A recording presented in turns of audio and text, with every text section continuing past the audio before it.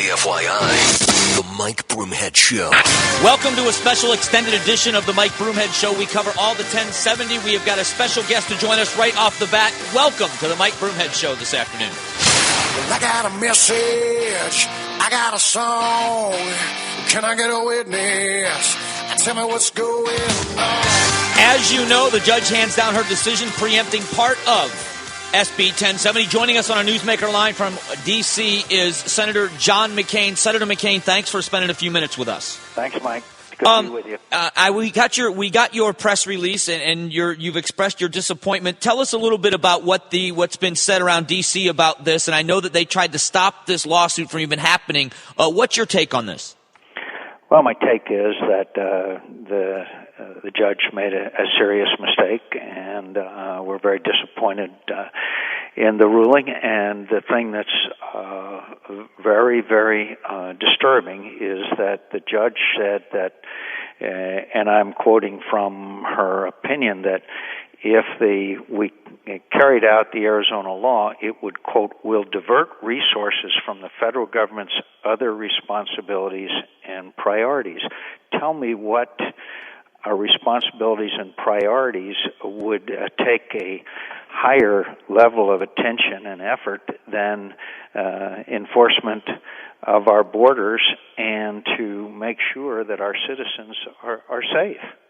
And so it is clearly a bizarre kind of situation that the state of Arizona trying to ensure the security of its citizens when the federal government will not carry out its responsibilities is now somehow in interference with the other, quote, priorities and responsibilities that the federal government has, which, of course, the judge does not enumerate.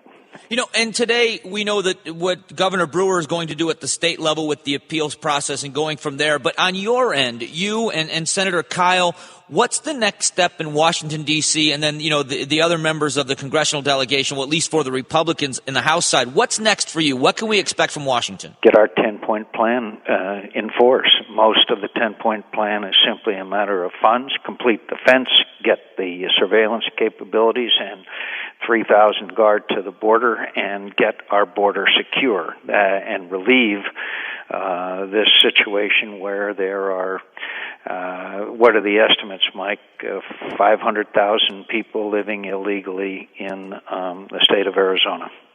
That's what we've got to bend all our efforts to do, and obviously we support the state of Arizona and the governor's appealing of this decision. I've heard you say a number of times that elections have consequences, and it's not just, you know, presidential elections that have consequences, but there are some very tight House races, 3 of the top 50 named today here in the state of Arizona. And with all this in mind, what do you think this does for November? What do you think the electorate is going to do because of this in November, especially in the state of Arizona? The American people and the people of Arizona strongly support the securing of our borders and enforcement of our laws. And I don't have to tell you again that the federal law says that anyone who is in the country legally, but is not a citizen, is required to present identification. I mean, that's what's astounding about this ruling that the judge has made. But the people of Arizona and the people of this country, 60, 70, 80% of the people, depending on how you ask the question, 1, want our border secured, and 2, support what the state of Arizona tried to do because they're aware of the failure of the responsibility of the federal government to carry out its responsibilities. And again, Mike, you know, and people in this country know, that the violence on the other side of the border has turned into a national security issue, not just a border issue, not only a border issue, but a national security issue. A car bomb going off in Juarez, Mexico.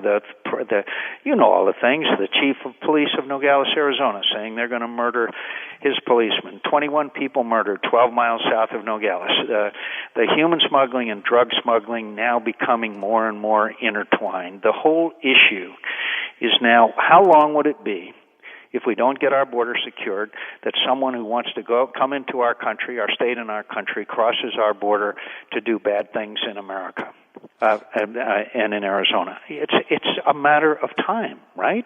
Absolutely. And that's been the argument. And one last thing I want to ask you, why hasn't, with all the hearings and the president and the administration wanting to listen to what people have to say, why hasn't law enforcement or some of the people, especially in border towns, why haven't people like Sheriff Babu been called on by the White House to at least bend the ear of the White House to get some information on what they are fighting and why they are so supportive of 1070? Mike, let me give you a little straight talk.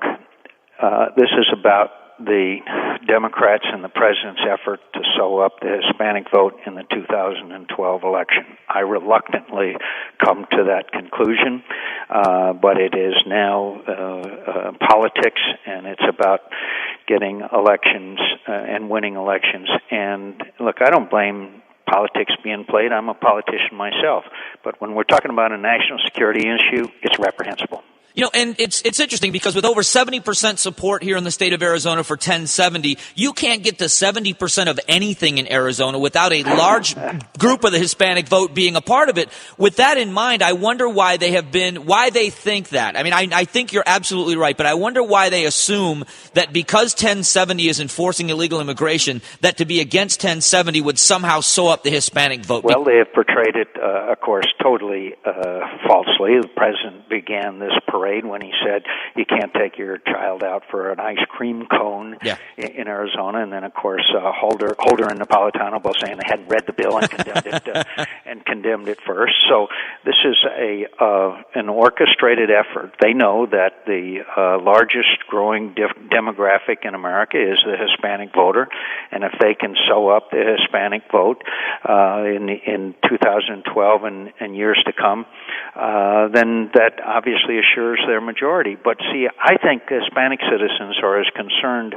and will be over time, as concerned about the security of our country as non-Hispanic citizens are. I think they have the same concern about our nation's security, and I think over time that we can make a strong case to the Hispanic community that all of our citizens deserve to live in an environment of safety and security. Yeah, and the rule of law should stand. And it's a shame that Arizona had to come up with an SB 1070 because of the lack of enforcement from the federal government. Sure. But we'll see how it plays out here in the next few months. It's a long way from over, as you know. This is going to go on for a long time. So it is, but I also want to tell our listeners this is a depressing moment. But you believe in representative government. I believe in representative government. The majority of the American people support what we're trying to do. It is a national security issue, and I believe over time that we will succeed, and we will redouble our efforts to get the 10-point plan completed and get our border secure.